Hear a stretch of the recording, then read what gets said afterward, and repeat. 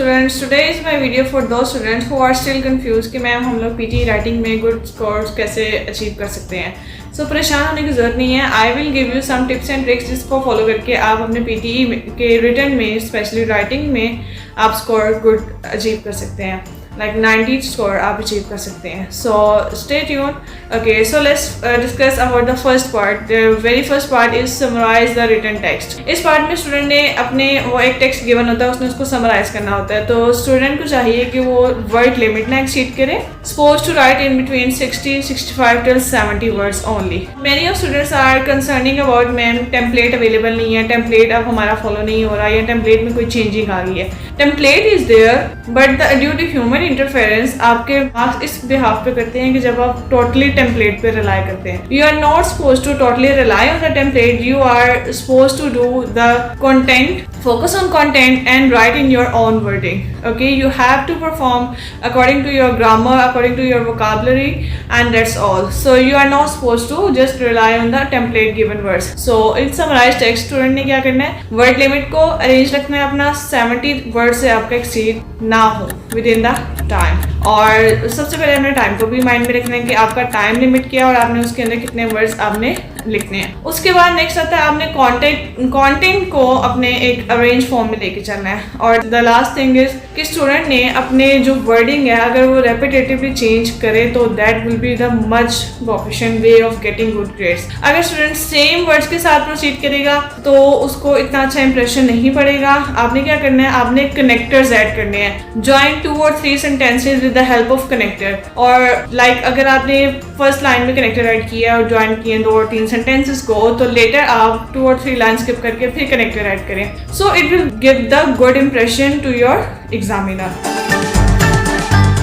So let's talk about the second point, that is about the essay writing. So number of students are still asking for me, ma'am हम ऐसे किस तरह से लिखें, ऐसे में कितने वर्ड्स रिक्वायर होंगे।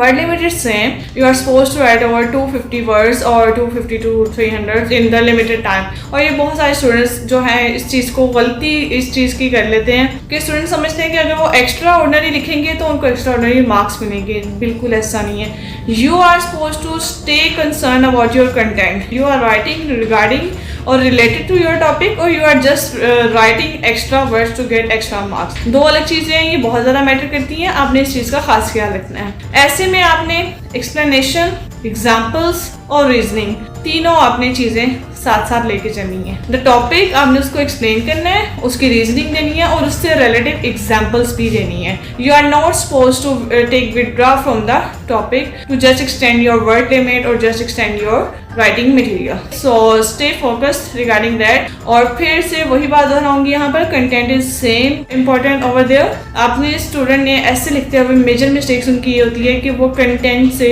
जो है डिस्ट्रैक्ट हो जाते हैं। They use to just focus on the word limit और वो अपने कंटेंट से डिस्ट्रैक्ट हो जाते हैं। So again template is also there in the essay but you are not suppose to follow only the template, you are suppose to write in your own words. Okay, start with the introduction of the essay. और introduction में student सबसे बड़ी गलती है कहते हैं कि template वहाँ पर है, उससे कॉपी करके वर्ड्स हमने लिख दिए।